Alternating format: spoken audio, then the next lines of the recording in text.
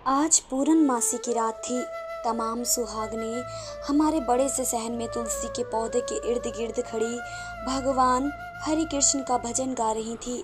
2 माह बाद मेरी शादी थी और हमारे हिंदू मज़हब में ये रस्म थी कि जब भी लड़की की शादी की तारीख तय करते हैं तो शादी से पूरे 2 माह पहले तुलसी के पौधे के इर्द गिर्द सब सुहागनें गोल चक्कर काट के साथ में हरे कृष्ण के नारे लगाती हैं, जो कि मैं एक हिंदू घराने से ताल्लुक़ रखती थी। लेकिन इस तरह की रस्मों पर मेरा यकीन न था। शायद वजह ये थी कि मैं आजकल के दौर की लड़की थी और बरसों से चली आने वाली रीत रिवाजों और परंपराओं को मेरा दिल मानता नहीं था।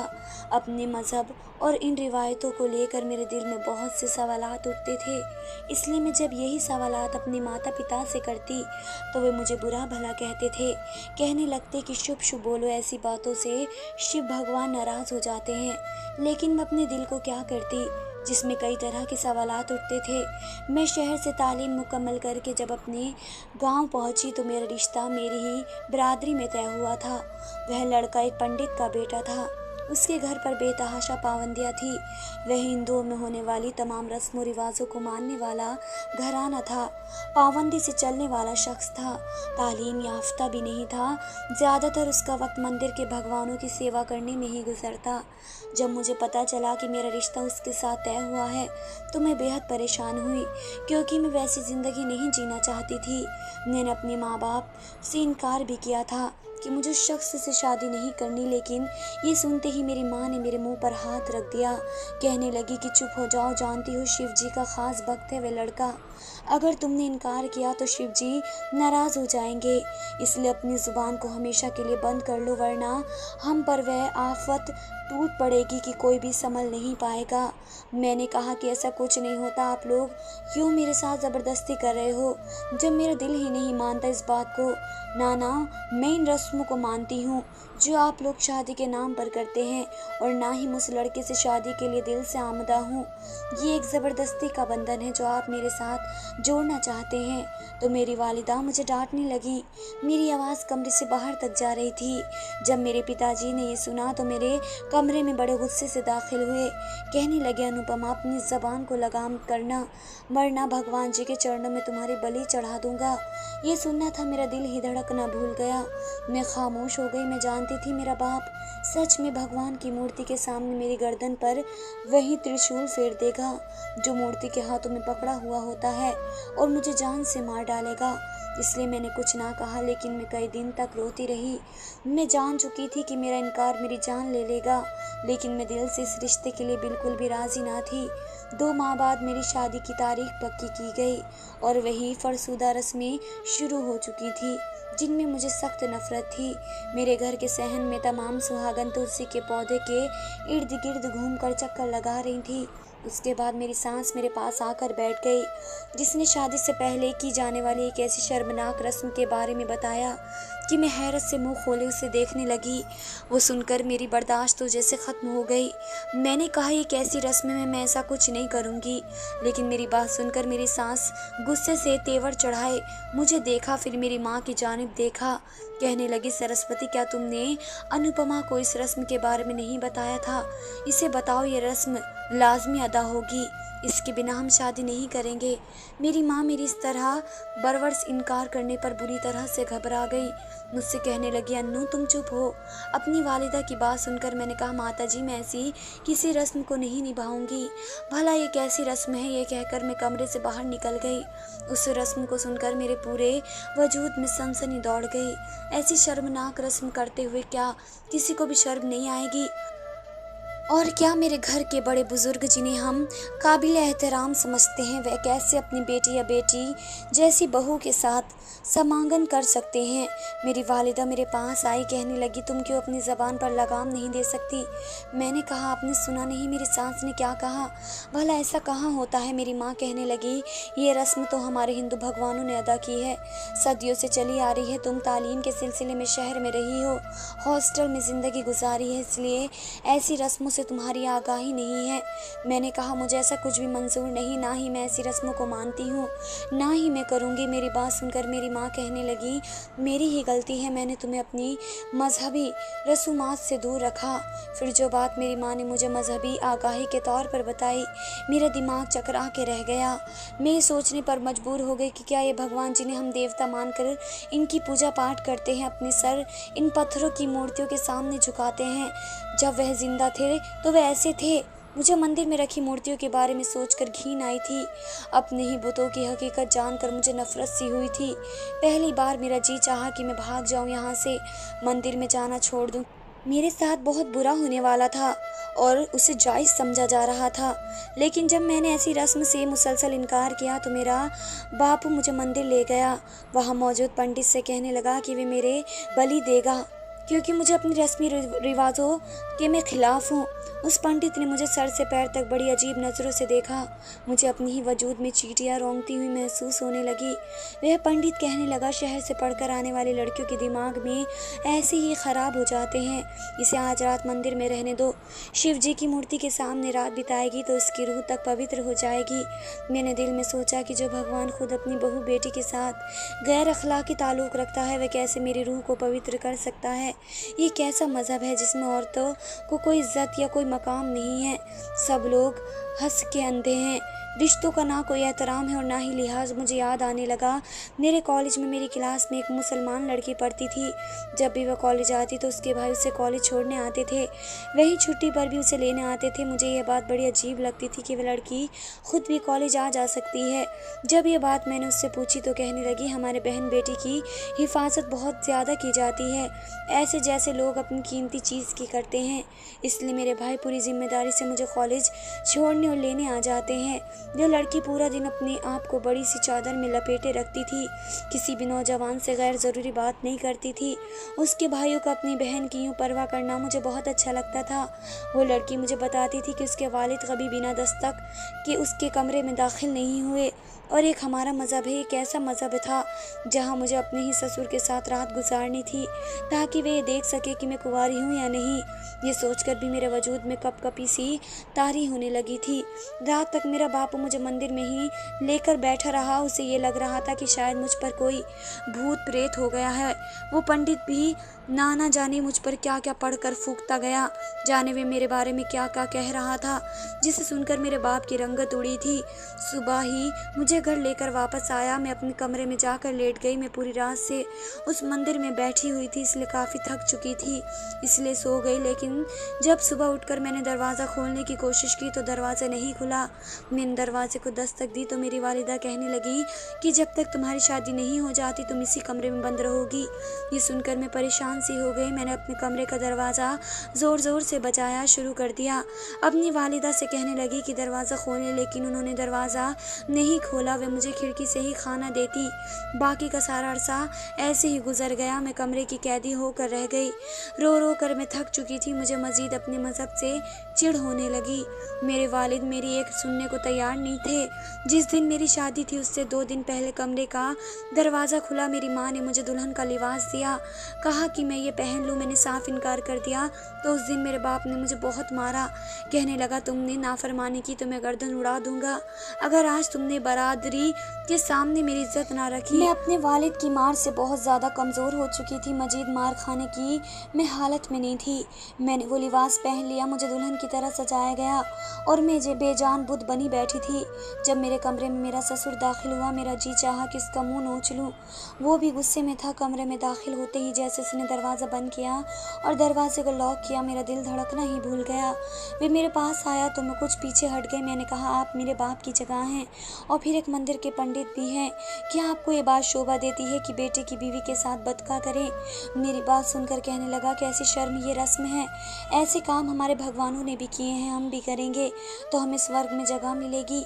मैं रोने लगी। रोते हुए उनके सामने अपने हाथ जोड़ दिए कि वे मेरे साथ ये गुनाह ना करें, लेकिन वे शख्स बाज ना आया।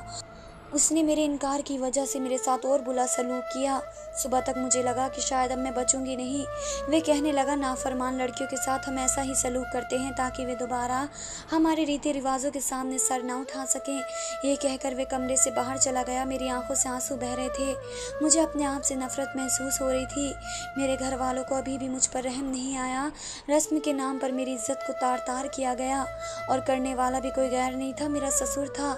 और अब मुझे रुखसत होकर उसी के बेटे के पास जाना था, उसी के घर में।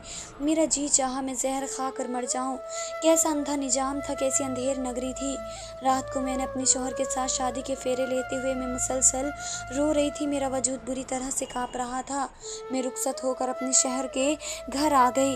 वह शख्स भी गुस्से में था। कहने लगा, मैंने सुना है कि तुम एक नाफरमान लड़की हो, तुम्हें हमारे मजहबी रस्मों से इख्तिलाफ है। मैं बेशक अपना सब कुछ खो चुकी थी, लेकिन ना जाने मेरे अंदर कौन सा जज्बा था कि मैंने जुल्म सहने के बाद भी गलत बात पर सर नहीं झुकाया। मैंने कहा, मुझे नफरत है तुमसे, तुम्हारे बाप से, इन रस्मों से और उन झूठे खुदाओं से जो पत्थर के बनी मूर्तियों के अंदर पत्थर बने खड़े हैं। मजहब के नाम पर जो दरिंदगी मेरे साथ हुई है, मेरे बस चले तो मैं सब कुछ छोड़ दूं। मेरी बात सुनकर वे शख्स भी तैश में आ गया और उसने भी मेरे साथ मारपीट की। और फिर मारपीट करने के बाद मुझे खाना नहीं दिया जाता था। पूरा दिन मैं भूखी रहती थी। कहा जाता था कि मुझे किसी मुसलमान ने भड़का दिया है। मुझे तालीम ही नहीं दिलवानी चाहिए थी। इस तालीम ने मेरा दिमाग ख़राब कर दिया है। पहली बार मैंने उस वक्त एक मुसलमान के बारे में संजीदगी से सोचा। मेरी आंखों के सामने अपनी क्लास फेलो का चेहरा घूमने लगा। कितनी खुशनसीब थी विजय, जिसे रिश्तों की पाकीज़ा दीन इस्लाम की चाह बढ़ने लगी। क्योंकि जो ज़िंदगी में गुजार रही थी उस ज़िंदगी में और जानवरों की ज़िंदगी में ज़्यादा फ़र्क नहीं था। जब मेरे ससुर का जी चाहता वे बिना झिझक मेरे कमरे में आ जाता। मुझे अपने आप बिकाऊ माल लगने लगा था। रस्म के नाम पर मैं एक ऐसी ज़िंदगी जी रही थी जो जानवरों से बदतर थी। मेरी शादी को 1 साल हो चुका था। वे 1 साल मैंने जिस चीज़ में गुजारा था वह मैं जानती थी।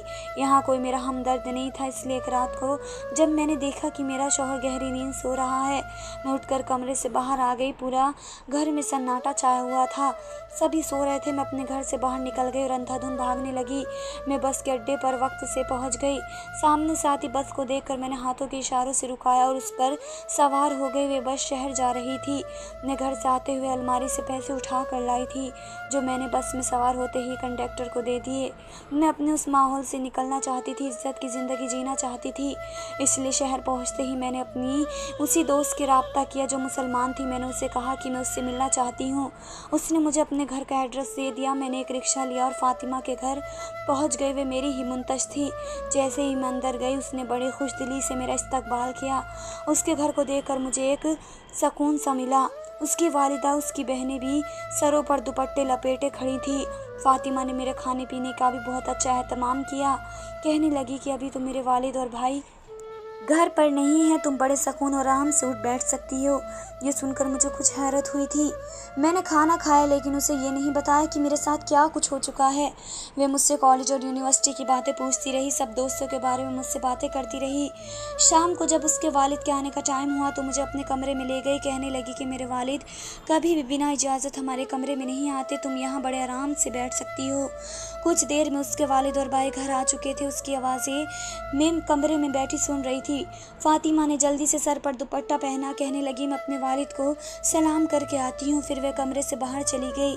कुछ देर बाद वे मेरा खाना कमरे में ले आई। मैं ये तो कह चुकी थी कि मैं अपने गांव से आई हूँ, इसलिए चंद दिन में उसके साथ उसके घर पर रहूँगी। रात को मेरी आँख कुरान पाक की तिलावत पर खुली। मैं उठकर बैठ गई। बड़ी ही खुश अलाना कोई कुरान पढ़ रहा था।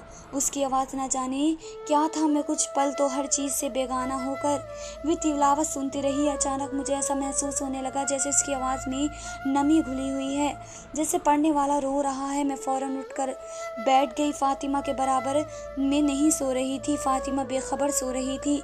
मैं उठी और सर पर दुपट्टा लेकर आहिस्ता से चलते चलते कमरे से बाहर निकल गई। उसकी आवाज़, उसकी तिलावत में जाने ऐसा क्या था जिसने मेरे दिल को बेचैन कर दिया था। मैं ये देखना चाहती थी कि वह कौन शख्स है जो इतनी खूबसूरत आवाज़ में कलाम पाक को पढ़ रहा है। कमरे से बाहर निकली तो लाउंज में अंधेरा था। सब कमरों कमरों में दरवाजे बंद थे। मैं उस आवाज़ का तकब करते हुए जब कुछ आगे बढ़ी तो मुझे लगा कि जैसे आवाज़ लाउंज के बैरून दरवाजे से भी बाहर से आ रही हो, जहाँ घर का खुला सहन था।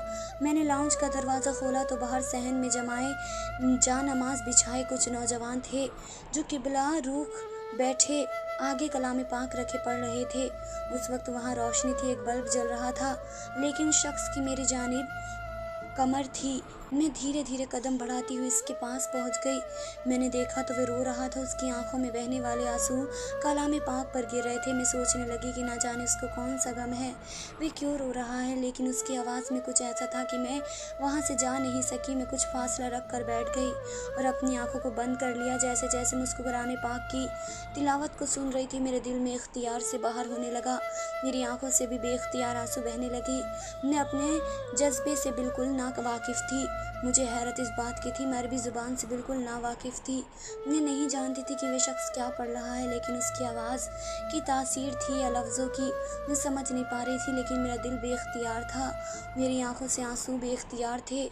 मुझे लगा जैसे मेरा वजूद मेरे इख्तियार में नहीं, सब कुछ मेरे बस से बाहर हो चुका था। जैसे मैं किसी अनजानी डोर से बन चुकी हूँ, जिसकी जानिब में खिंचती चली जा रही हूँ।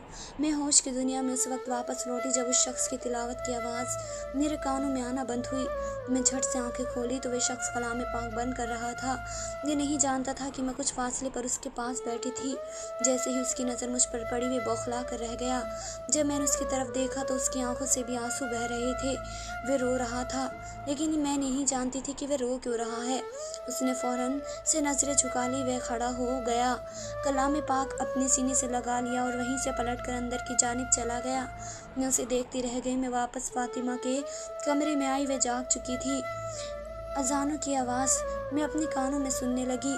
कहने लगी, तुम कहाँ गई थी? मैंने कहा, बस यूं ही बाहर प्यास लगी थी, पानी पीने गई थी।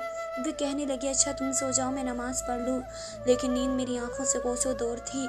जब फातिमा नमाज़ पढ़ के फारिग हुई तो मैंने उससे पूछा कि रात को घर में कौन इतनी खुशानी आवाज़ में कलाम पाक पढ़ रहा था। मेरी बात सुनकर मुस्कुराने लगी। कहने लगी, मेरा भाई है, उसकी माशाल्लाह से बहुत ही प्यारी आवाज़ है। जब वह कलाम पाक पढ़ता है तो हम सब भी वह सुनकर सब कुछ भूल जाते हैं। फातिमा ने फिर मुझसे मेरे आने की वजह पूछी। मैंने रोते होते उसे सब कुछ बता दिया।